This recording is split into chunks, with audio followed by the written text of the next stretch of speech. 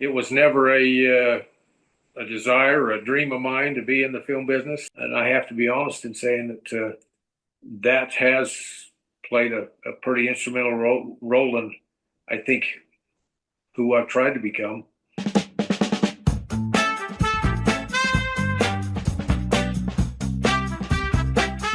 Welcome to It's Worth Mentioning, a podcast about local history. I'm your host, Rett Nelson. Millions of people have grown up watching the movie Where the Red Fern Grows. It's more than 50 years old now. It had its 50th anniversary last year. But millions of others have read the book of the same name by Wilson Rawls, who, by the way, was living in eastern Idaho at the time he wrote that book. But the kid who played the main character in the movie version, Billy Coleman is the character's name, the boy with the dogs. His name is Stewart Petersen, and he was a child actor who appeared in half a dozen films between 1974 and 1981, and then swiftly disappeared from the spotlight. I always wondered what happened to him. We get into that in this conversation. We talk about how he got in the movie business. We talk extensively about his involvement in the filming and production of Where the Red Fern Grows, his interactions with Wilson Rawls and other stars in the film. And then we touch on some of his other film projects, and then why he left the business and what he's up to today. It's a very interesting conversation. I always wondered what happened to him, and so I think you're going to really like it, especially if you're a fan of pop culture and movies. Excited to play that conversation for you here momentarily. But first, I want to remind you to check out our show on the East Idaho News YouTube channel. It's called It's Worth Mentioning. You can search for it. It's posted weekly on Sunday. And then be watching for us in audio format coming soon, wherever you get your podcasts. Also, if you have a tip or guest idea that you'd like to send my way, be sure and email Rett, R-E-T-T, at eastidahonews.com. That's Rett with no H. I get emails frequently, and people will put an H in my name because that's the common spelling, but my name has no H. Leave the H out. I won't get the email if you put an H in there. R-E-T-T at eastidahonews.com. Now, as I was speaking with Stewart Petersen a few weeks ago, we were having some technical difficulties with the background. So during our conversation, you'll be seeing some studio lighting and some interesting things. Thankfully, the audio was working great, so the sound is crystal clear. So I apologize for the technical difficulties with the background, but I think you're really going to love the content of this conversation. My interview with Stewart Petersen starts right now. He's a boy, Jenny. A boy ought to have a dog. Sometimes I think God don't want me to have any. You ain't doing your fair share. How long you been saving this? A long time. You can get them dogs. God, can't you just help me a little? I'll let you have one whole wall of that smokehouse if you think you and them dogs can cover it. Now, the hounds that bring back the most coonskins by morning is going to get the gold cup. Not to mention the cash pool. Yeah. I don't want my dogs winning a championship that wasn't theirs clear. So I declare Billy Coleman and his fine pair of red bones winners of the gold cup. It ain't no use, Billy. We gotta go. Gotta find Grandpa!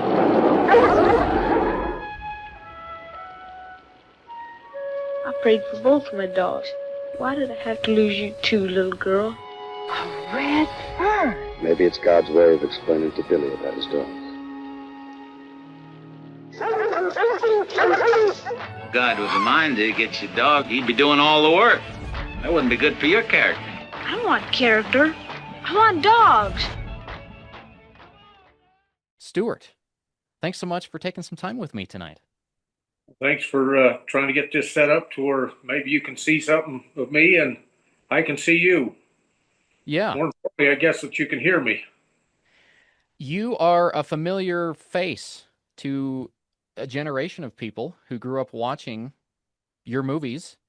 But you left the movie industry around the time you were 18 years old or so. What was the reason for that?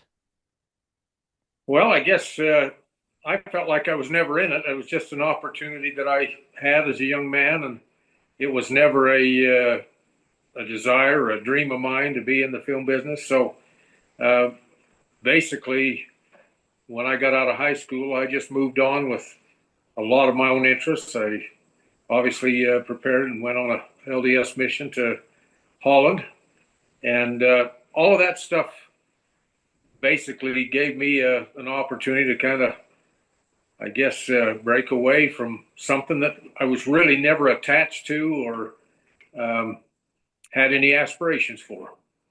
That's really interesting to me that you weren't interested in it, but yet you had this opportunity for a brief period in your life to do that. How did this opportunity as an actor come to you? Well, my Uncle Lyman, who was my mother's brother, is the one that approached me first and asked me if I'd just read out of a script for him.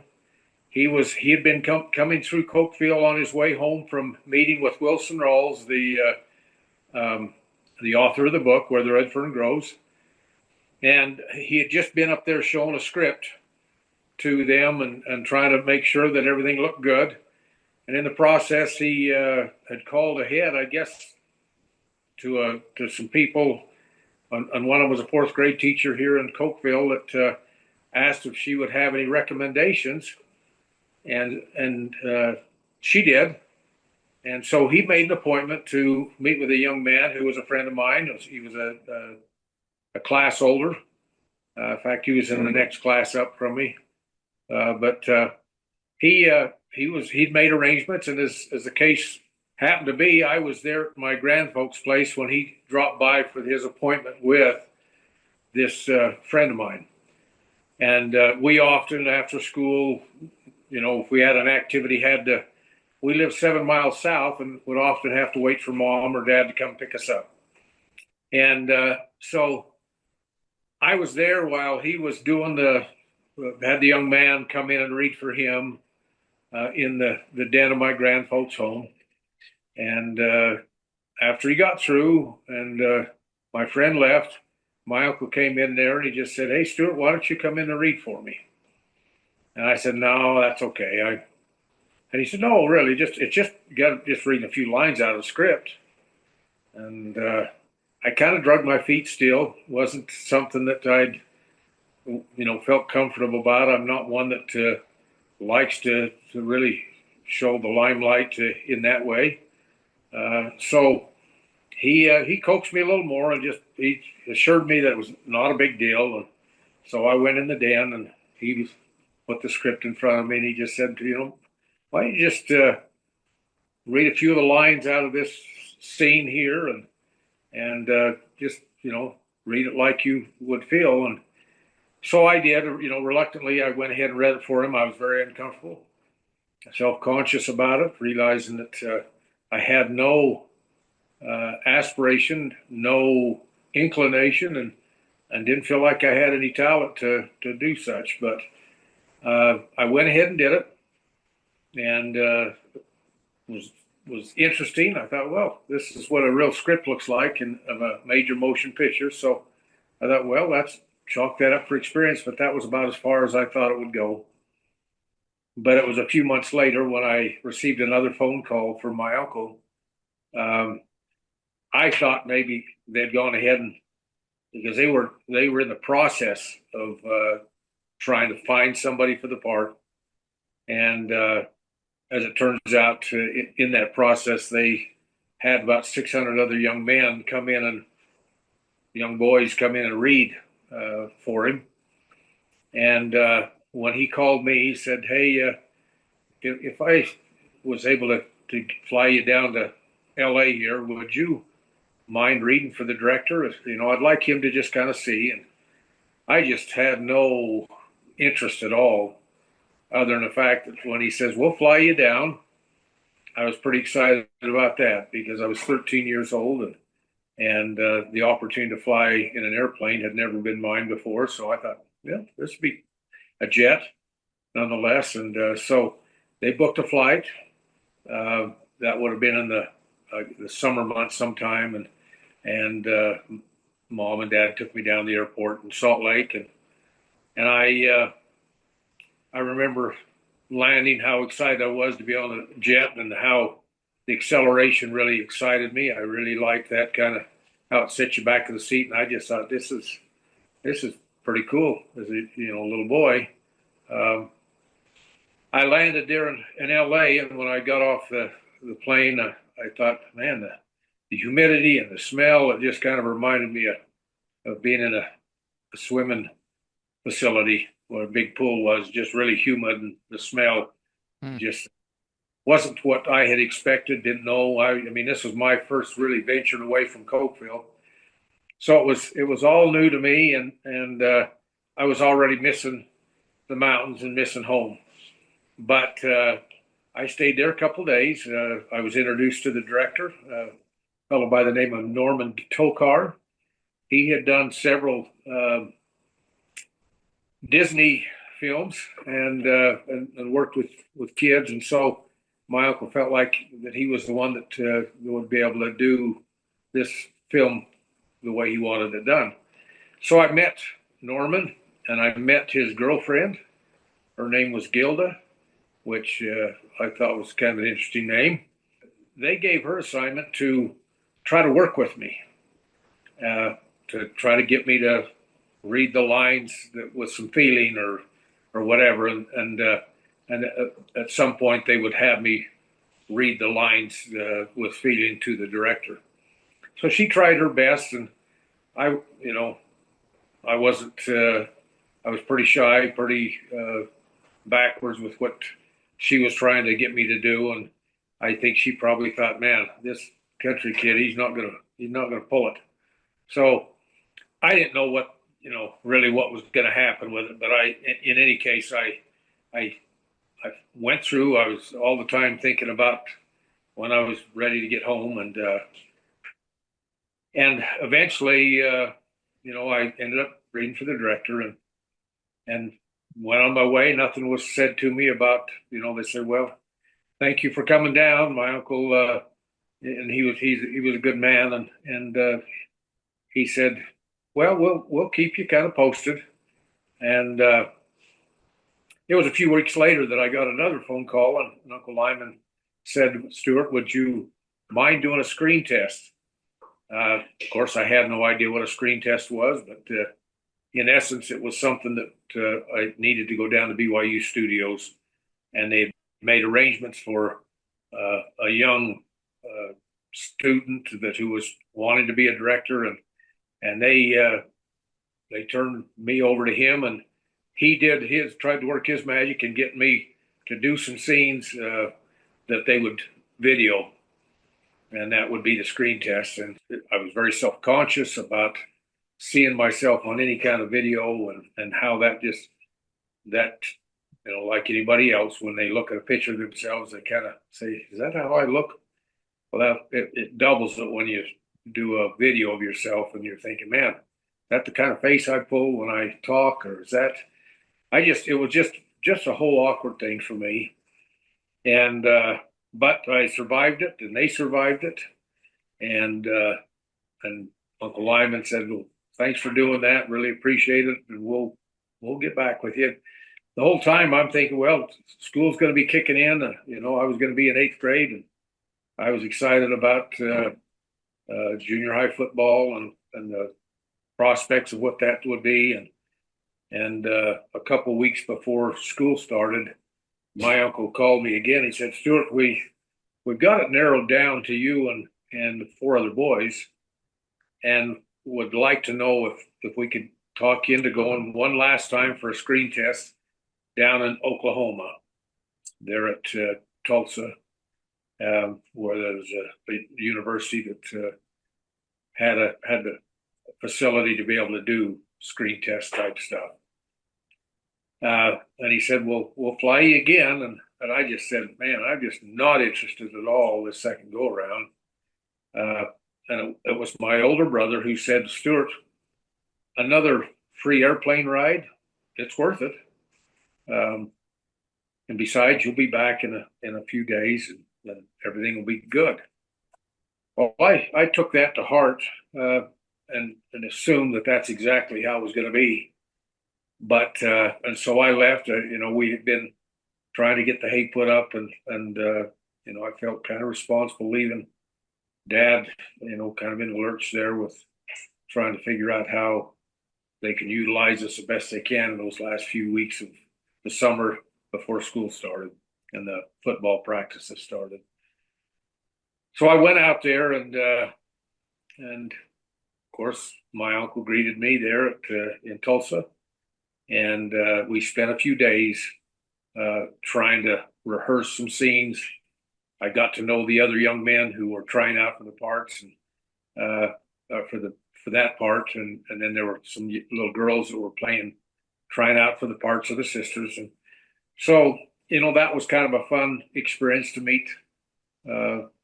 I hadn't really been outside of Cokeville proper, other than for sporting events when we played the teams that were in our vicinity or within 100 miles.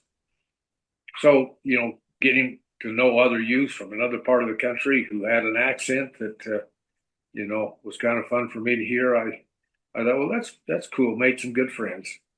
But wasn't very motivated to really be out there.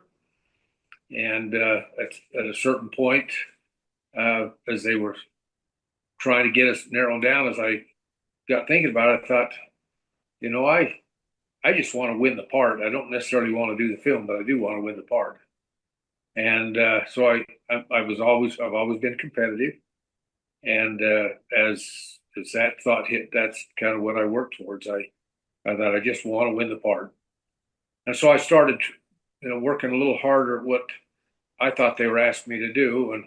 And even that, I just thought, there's no way. I don't have the accent. I don't, I don't seem to me, didn't fit the part from the standpoint of somebody that knew how to act. And so I kind of just blew that off as, well, it was a cool experience. Glad I'll be headed home. But a few days into it, after they had to make the decision, I'll never forget my uncle coming in. They had me a little little motel in Tahlequah, and they came in and said, Stewart, the director has chosen you for this part. And I was surprised. I was shocked. I thought, oh, okay, well, now what? I'd like to get home. And my uncle continued the conversation and said, now, Stewart, we're going to be starting up this start filming in about a week and a half. And I really need to have you maybe start toughening your feet up. And which, in essence, he was saying you need to maybe go barefoot, because that was what would be required for to play Billy Coleman in this film. All my grown up years, I never went barefoot.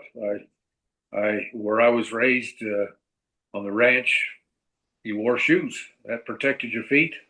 You certainly didn't go running out in an freshly cut alfalfa field, because of the alfalfa stubble, tearing the webbing of your toes and other things like that. And with what we did working around cattle, you weren't going to work barefoot around cattle or in the hayfield. You had your work boots on, or a good pair of tenny runners, and we would. That's just something that. So my feet were just not built for running on gravel and out in the field. So that was kind of a miserable thought to begin with, thinking, you mean to tell me they're going to make me do this, and I'm going to have to act like I can. And after several days of trying it back on a dirt road, I thought, man, I don't know what I'm going to do. They may have to figure out something, but I just cannot go barefoot. Well, one of the cameramen had the idea of putting duct tape on the bottom of my feet. And I was sure grateful for that idea that hit, because they just, when I would need to run out anywhere in a field or on a road, they would put the duct tape on, and you never saw it. And it really worked well for me. And then we did the film. Yeah, it sounds like it was quite a process from the time you were just reading these lines to the time they actually started production. When he initially called you in for this audition, did you have any idea what the movie was? I knew about it. I'd never read the book, and but the storyline, he shared with me, and I thought, well, at least it's, I'm a country boy, which that's how I was raised.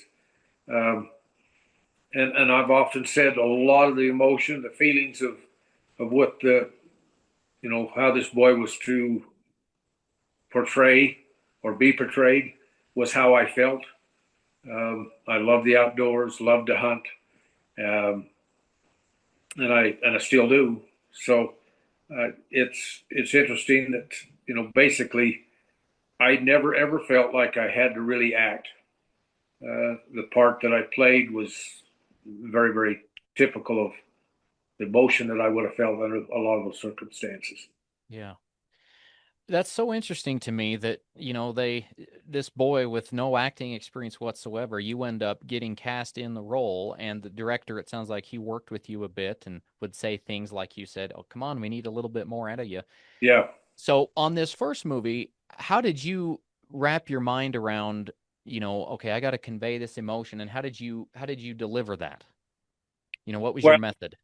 I think a lot of it had to do with the fact, I could empathize with a young boy who wanted dogs. I mean, we hounded mom and dad for puppies or for kittens, just for us to play with and enjoy.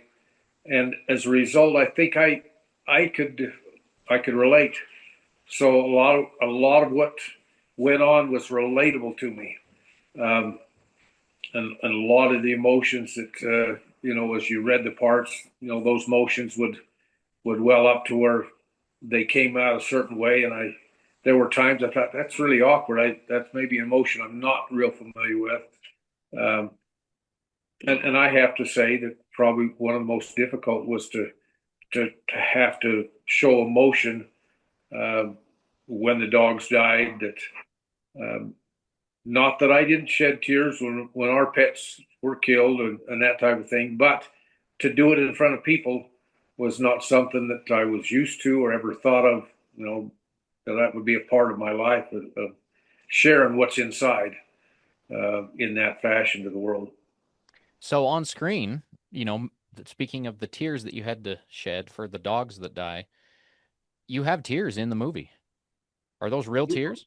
There was both. They used I was able to drum up some based on my own emotion, and then if we had to do other scenes that went along with that, and was for me to try to do it over and over again just didn't happen real easily, and so they had some kind of, they called it glycerin, as what they would throw on my cheeks to emulate the tears that would stream off your cheeks with during an emotional experience.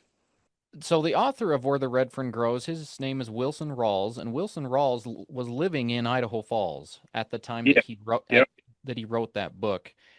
Was Wilson Rawls on the set of the movie as you were making it? he did. He came out. I don't remember at what point, but he came out, and I was just thrilled to because I was playing his life, his young boyhood life, and he would just to me was impressive, and he kind of took me under his wing, and we became friends pretty quickly, and as a result, I just always admired him because of his goodness towards me, and very, very complimentary for what I was doing, portraying his life. So for me, I had nothing but respect for the man and who he was, but I think I got to know his heart probably as well as anybody for those few times that he came on set and would watch stuff, and of course they would often consult him about uh, what and how and the feeling that hopefully that was being portrayed based on his real life's experience. As a young boy, you get this opportunity to be in Where the Red Fern Grows, and you're interacting with some, fairly big actors. Beverly Garland played your mother, and I don't remember the actor's name who played your dad, but you've said movies really didn't, you weren't interested in this lifestyle. Did you Well, grow up watching movies? I mean, did it we, mean anything to you to interact with these people? uh, I guess I didn't recognize, who they were as far as uh, their notoriety, and it wasn't until sometime later that I realized just like Jack Ging was the one that played the father, and Beverly Garland the mother.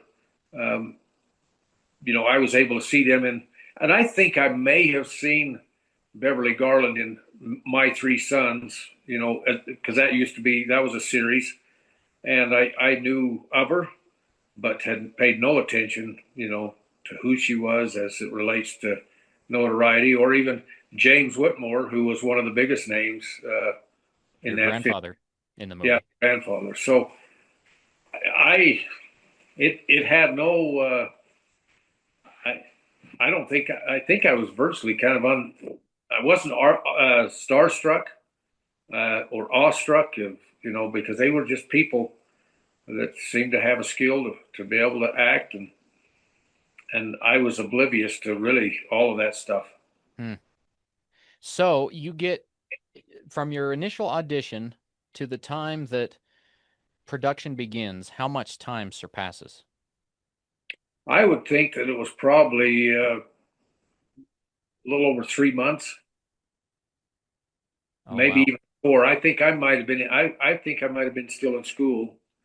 And see, we didn't start the production till I want to say it was either the last week of August or the first week of September. And they had a shooting schedule of just a little over 2 months.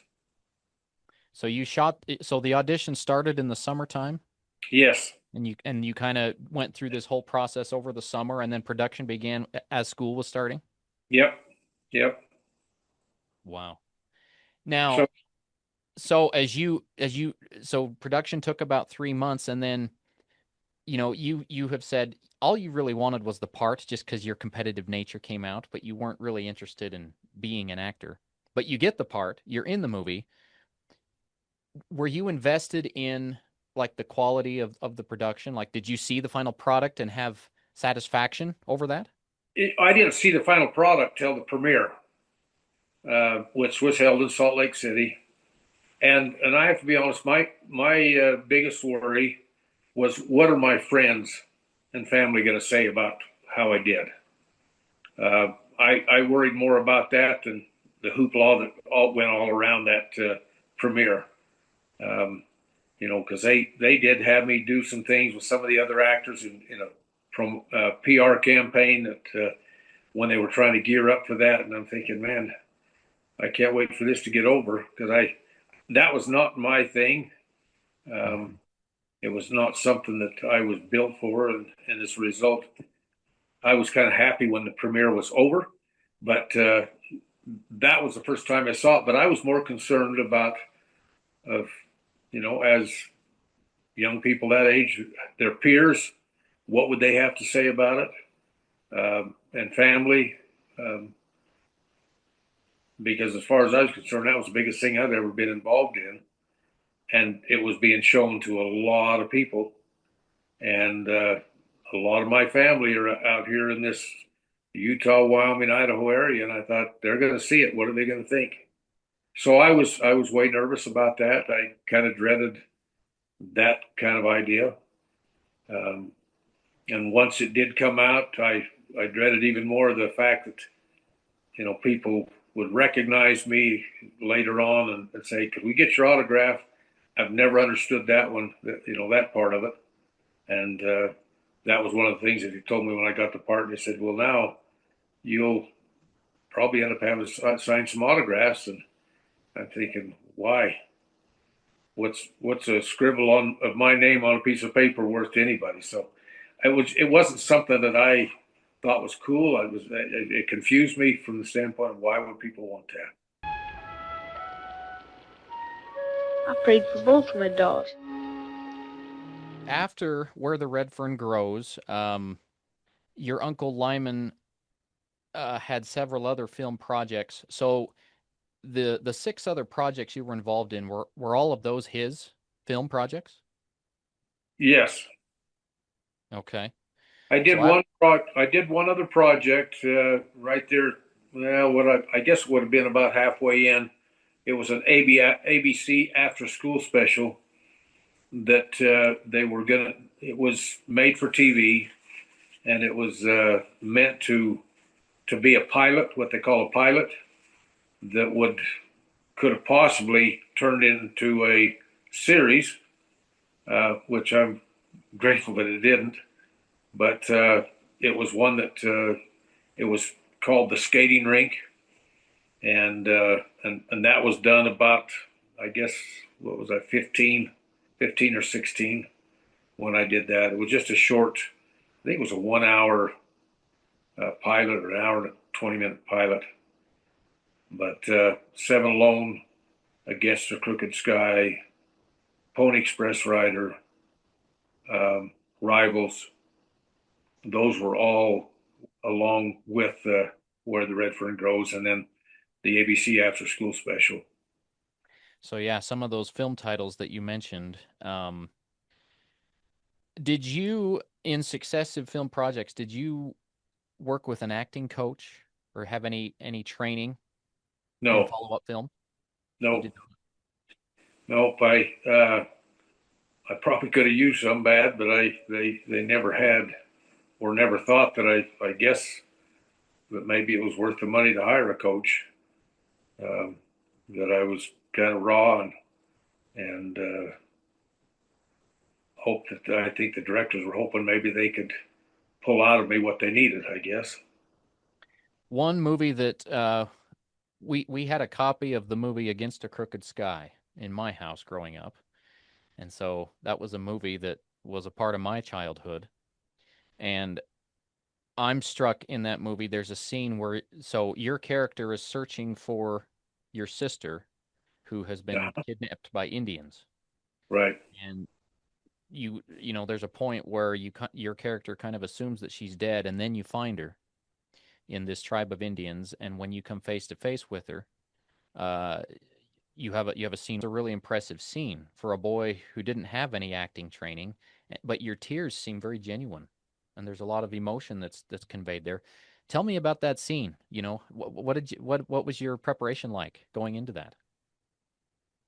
You know, I think maybe the idea of the emotion of what a young boy would feel who felt responsible for the kidnap of his sister, and maybe the way he had treated her, and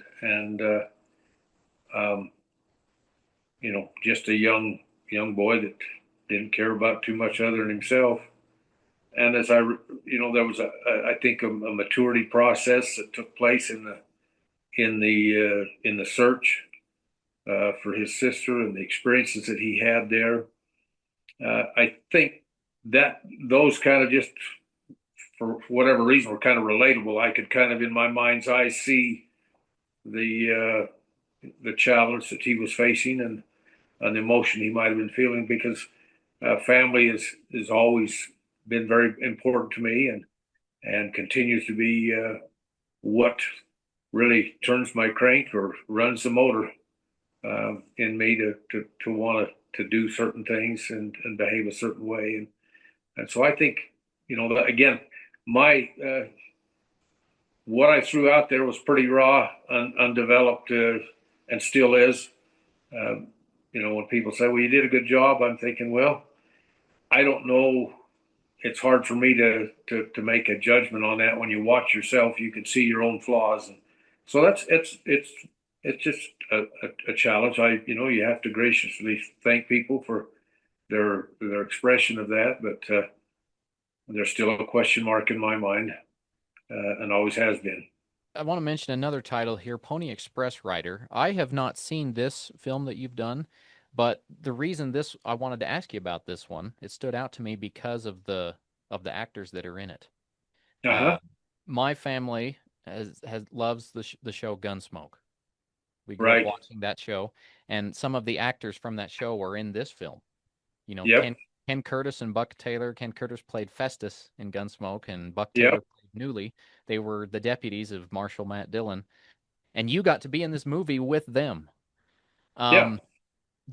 What was that like? Again, did that mean anything to you at the time, or were you just kind of, that wasn't Again, your, I'd seen Gunsmoke, but and I'd seen Festus, but again, as I spent days on the set with them, they were just normal people to me, and so I didn't. I respected them, but I guess I didn't hold them up on a pedestal that a lot of people do with people who are starstruck by what films they've been in and all of that kind of stuff. I guess I don't seem to be able to equate what their stardom was in my life, making me, idolize them, or I just saw them as people, and really the most part they were good people. They were the type of people I continue to see now in my my later years. Is that they may have some habits that I didn't grow up around, and yet there's goodness in them. And I feel like that if I was to be introduced to some of the power stars of today, that there'll be a similar feel. But I also think that the world's just a little less sincere in the film business than what it was back in the day that I was in it. I need to mention you're a member of the Church of Jesus Christ of Latter-day Saints. Yep. And I mentioned that because you were in a movie that the church made back in the 70s. It was The First Vision. It's the story of Joseph Smith and his experience. I saw a pillar of light exactly over my head, which descended gradually until it fell upon me.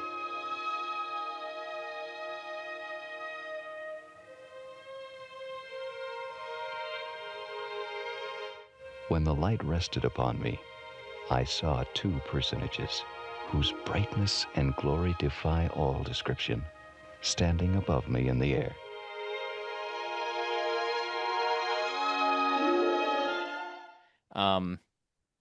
That had to mean a great deal to you, portraying the founder, the leader of the LDS Church. Well, and that whole experience was another one that, because I knew who he was, I wasn't excited about the responsibility that would come in trying to portray his life in just that little, section of his life. I'd been out haying, and when I got home from the hayfield that night, Mom said, "Hey, BYU Studios called, and they're doing a film called The First Vision." I had to ask her what that meant, because I'd never heard it coined that, at that early age. I'd heard it, I obviously knew the story, but I hadn't heard it coined as The First Vision. So I kind of just told Mom, I said, I'm just not really interested. But Mom always said, you need to pray about these things. These are important things, and perhaps you'll know whether or not it's something that Heavenly Father wants you to do. And obviously, when Mom said we needed to pray about it to get an answer, we knew more than likely what she had kind of figured was the way it should be. It was how it was supposed to be. And so I did. I went ahead and relented and said, okay, I'll go down. And they just wanted me to come down to the BYU Studios and just, let them see, I guess my stature, what I looked like, now that I was 15. And then they said, we'd like to have you just read a few lines for us. And they, did some of that at the studio and videoed some of that. And it was then again that they said, we would like you to do this if you can. And I was pretty apprehensive about it. And I have to be honest in saying that that has played a pretty instrumental role in, I think, who I've tried to become. Elaborate some more on that. Like, how has this film shaped your life, influenced your life? Well, I think probably more than anything, it gave me my own, for the lack of any elaborate term, it gave me my own testimony that I knew that took place in the very place that that I was filming that film. And it's never, ever been a question, or I haven't deviated away from that knowledge that I felt like I received from heaven above. And so that in itself was something powerful that I've never, ever felt a need to try to ask the question again. It continues to be verified in my heart and my mind that what took place in the Grove with the prophet Joseph Smith and our Heavenly Father and His Son Jesus Christ is true. That if anybody comes to a knowledge that that is right, then we need to then look at life from the standpoint of, well, if that's true, and the things that were taught at that point, and the doctrine of Jesus Christ that comes out of that, that behooves me then to want to try to at least do my best to live by that standard. Now, I've made plenty of mistakes in my life and will continue to, but it's through the gospel that I recognize that I can rise above and I can become better.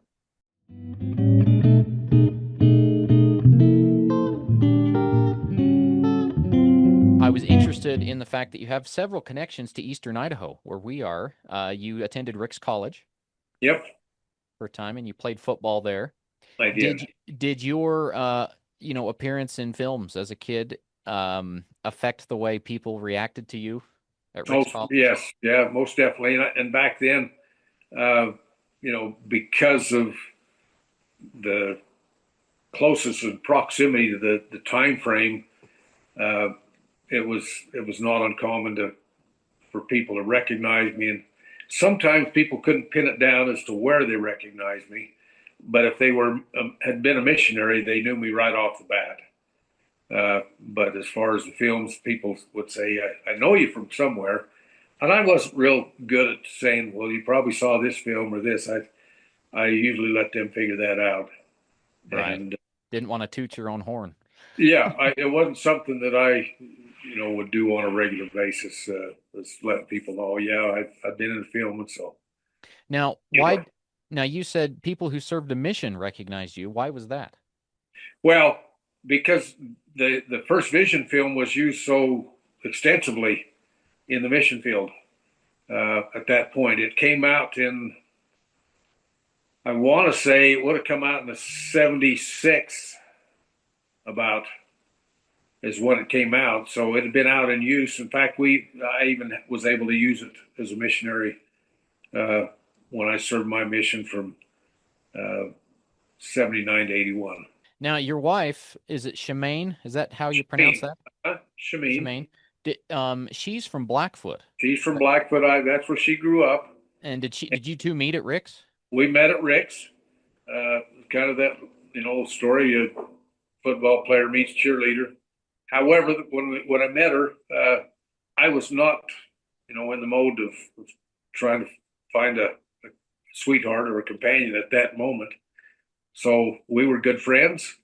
I was anxious to line her up with other people, but I wasn't really anxious to get serious until the second year. Did she, because you were a child actor, did she have a kind of a starstruck reaction to you at all, or not that I could tell? Because if a young lady seemed to be starstruck, that wasn't a turn on for me. Mm-hmm. That was I usually kind of turned and ran, but Shemaine didn't seem to treat me any different, and I think that was probably one of the key things that she played her cards right. We got to touch on what you're up to now. You own an outfitter company. You give fishing excursions and backpacking tours and things like that. It's called Crooked Sky Outfitters. Yep. Right? And based in Cokeville, where you live. Based out of Cokeville. I have been a part of the outfitting business for about 44 years now. I had an uncle who had been outfitting since the early 60s.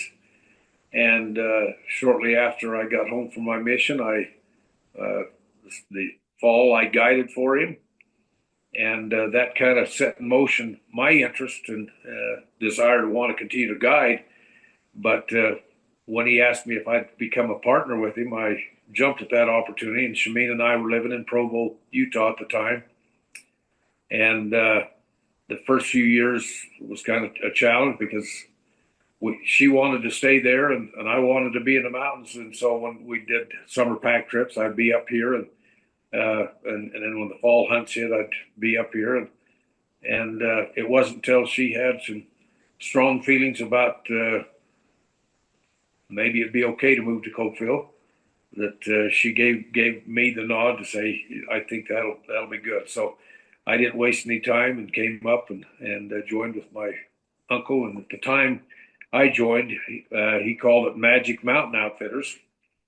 And so for many years, that's what we went by. And then it's been probably about 12 years ago, maybe, that my oldest son became interested in buying my uncle out because he was getting in his age up where it was hard for him to ride a horse. And so he bought him out and he became my partner for a few years. But in the meantime, he was working in the oil field and making good money, wanted to build a cattle ranch. So he sold his shares to a friend of mine. And for the last several years, my friend's been a partner. But now my son is now thinking he wants to come back in. So he's gonna phase me out and let me possibly help him, I hope, with the outfitting business in the future. I've also, the thing that really paid the bills though was that I got into building custom homes. And so construction has been my livelihood and the outfitting was more of a hobby. And over the last few years since we had the Meat Eater group, Steve Ranella and Janos Patelis, come and hunt with us back in 2019, why they kind of gave us a shot in the arm we needed that put us kind of on the map and gave us some opportunities to grow the business. And so for the last 6 years, we've been growing the business at a pretty good rate. And now it's something that has some viability to it, just as I'm getting old enough to get out. Stewart, after, all these years, you had this opportunity as a kid and movies were never your thing. It was never a career opportunity that you sought, but you had that brief period in your life where you did get to do it. Do you ever go back with your kids and show them some of these films and, just look at for old time's sake, Well, my wife's done a good job of that. She made sure that we had all the what do they call them, DVDs? The DVDs in the house, and at various times the kids got to see them. But quite honestly, my kids grew up thinking, well, doesn't everybody's dad do this kind of thing? Because it was commonplace for them to just plug that in and, there's dad, his little boy. And so it wasn't something that, they didn't become awestruck with. It was just something that they accepted, like I guess they do have it, accept their vegetables and fruits. Do you have a favorite film project when you look back on that time in your life? I don't. Every one of them have good parts, and every one of them had parts that I didn't care for. If I was to give an edge to any of it, I really liked Pony Express Rider because all of the horse stuff I got to do. They started out with a stunt double doing the Pony Express mounts because that's kind of a risky thing, if I had gotten hurt. But instead, the stand-in got hurt, and the director came to me and he said, "Do you think you could do those?" I said, "Oh, heck yeah." And they spent one day showing me how I need to do it. And of course, they had the horses broke to, as soon as you grabbed that long, straight saddle horn and hung on the side, they'd pat that horse on the butt and they'd kick off on a full gallop, fast speed. And you drop your feet down and it'd just swing you around and up on there. I thought, this piece of cake, kind of a thrill. And so from that point on, they pretty well let me do all my own riding after that, which was early on, the first few days of the filming. Yeah. So that was a good time for me. And then Rivals, because I was working with people, more my peer group, age group. really enjoyed doing that. And mostly because of the association I had with him. Not that I was in a film with him, but that my association off the set and off, when they were setting up cameras, that was just a good experience for me.